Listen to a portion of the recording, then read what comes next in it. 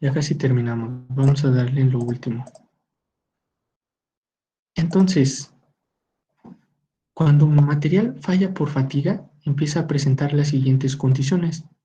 Se empiezan a generar estas como líneas y después se generan estos bordes tan feos porque el material en ese punto ya se arranca, se desprende y entonces se generan estas irregularidades en la superficie. Aquí está, por ejemplo, esta es una fotografía de un material que falló por fatiga.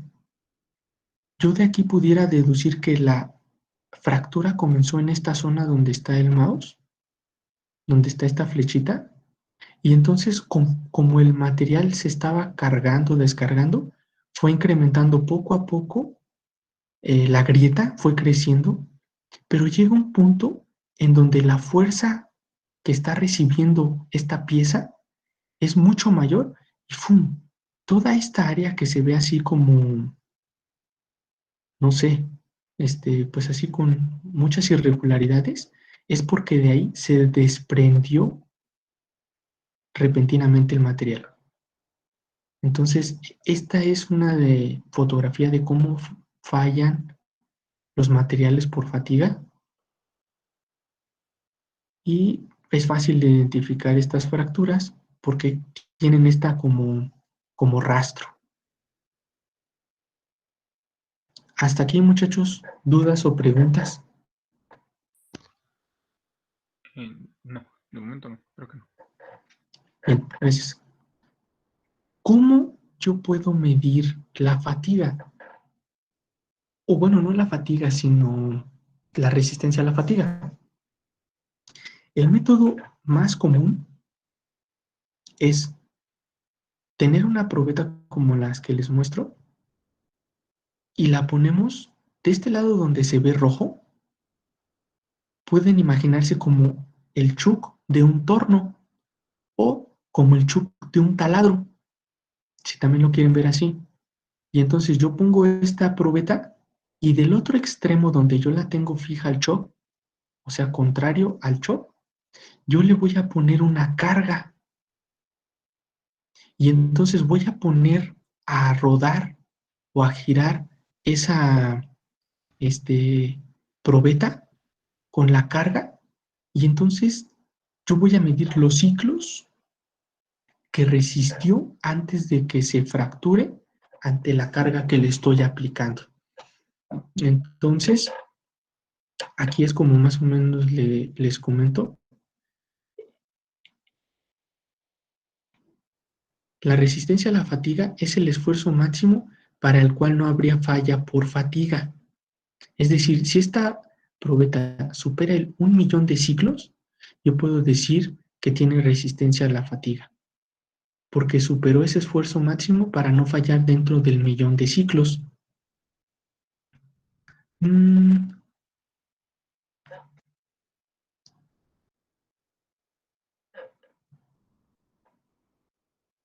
La vida de fatiga me va a indicar cuánto tiempo sobrevive un componente con ese esfuerzo que estoy aplicando. Por ejemplo, el acero para herramienta generalmente tiene una vida de 100.000 ciclos y después de eso, pum, se fractura. Por eso muchas veces les toca que se les rompe el buril, a lo mejor no fue por un uso inadecuado, sino porque ya llegó a su vida de fatiga. Aquí hay una información donde dice el granallado aumenta la vida por fatiga. ¿Qué es el granallado? Por ejemplo, mi broca, hagan de cuenta que es una barra. Yo la meto de nueva cuenta a una cabina y en esa cabina meto aire a presión, pero con balines muy pequeñitos, muy pequeñitos. Entonces esos balines empiezan a golpear la superficie de mi probeta o del material que yo meta y a eso se le llama granallado. Entonces, como genero varias deformaciones en la superficie, pero son muy pequeñitas, eso incrementa la resistencia a la fatiga de mi material. Hasta aquí, muchachos, lo que hemos visto de fatiga. ¿Dudas o preguntas? No, de momento no. Lo que les muestro aquí, muchachos, es un resumen del resumen del resumen del resumen. La verdad, si ustedes buscan fatiga en internet, van a encontrar mucha información. Sin embargo, esto que les cuento es lo esencial, lo, lo básico para entender. Y entonces hay otro fenómeno, otra propiedad mecánica que también es importante y se llama termofluencia.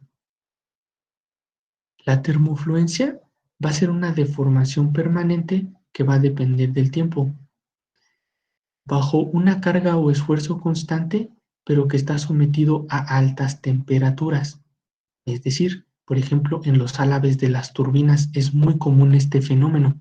Los álabes de las turbinas están sometidos a cargas o esfuerzos, pero también a altas temperaturas. Entonces, el material puede fallar por termofluencia o simplemente fluencia. Y es que hay muchas fallas que suceden a altas temperaturas y esto se atribuye precisamente a este fenómeno, la termofluencia. En los materiales metálicos, esto no es a lo mejor tan importante. O sea, de termofluencia nada más quería comentarles el concepto. ¿Sale? Cuando está sometida una pieza a esfuerzos, pero a altas temperaturas también. De corrosión, les voy a hablar bien poquitín, porque también este es un tema muy amplio, pero pues nada más para tenerlo presente. En la corrosión es la formación de grietas. Entonces, nosotros lo hemos visto en muchas partes cuando decimos eh, ya se picó, no sé, la carrocería, eh, la lámina, algo metálico decimos se picó, es comúnmente corrosión. Se empiezan a desprender capas de material. Entonces, como se desprenden capas de material, el espesor es menor. Entonces, la resistencia pues va a disminuir. Y esto generalmente sucede, perdón. Le iba a preguntar, profe, ¿la corrosión solo sucede en los metales o también puede suceder, no sé, en un polímero? No, sí también sucede, por ejemplo, aquí está un ejemplo. Dice las partes de perdón, las partes de vidrio o fibra de sílice se exponen al vapor de agua, también empieza a corroerse y estas van a generar imperfecciones en las superficies y también causan el crecimiento de grietas. Entonces también para esto se aplican algunos tipos de recubrimientos o tratamientos como el templado. Es decir, también sucede, Abraham, puede ser en vidrios, en cualquier material, pero es más frecuente, no es que sea más frecuente, sino que es más notorio en un metal, porque el efecto de corrosión es más fuerte.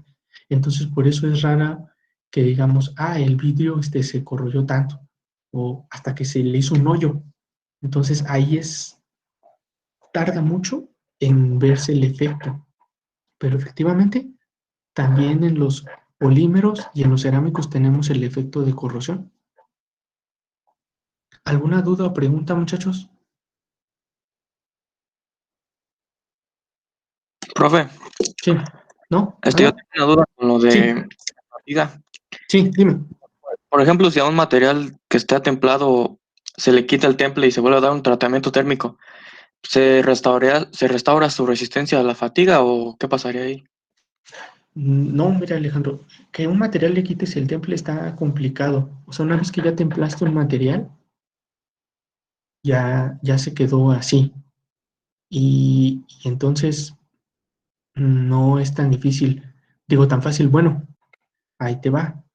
A lo mejor si regresamos al ejemplo del engrane, en donde nada más templamos o endurecimos la superficie y tú pudieras recortar y quitarle esa superficie, su resistencia a la fatiga sigue. De hecho, en los engranes endurecimos la superficie que son los dientes, pero el núcleo del engrane permanece dúctil. Entonces, por eso los engranes generalmente no fallan por fatiga, porque su núcleo tiene resistencia a la fatiga, pero sus extremidades o los dientes tienen una alta dureza para evitar el desgaste.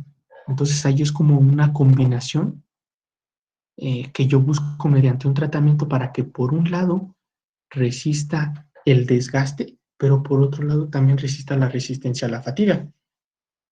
Porque si recordamos la definición de fatiga, son elementos que están sujetos a cargas dinámicas y las transmisiones o donde hay engranes es una carga dinámica porque está en movimiento ese engrane.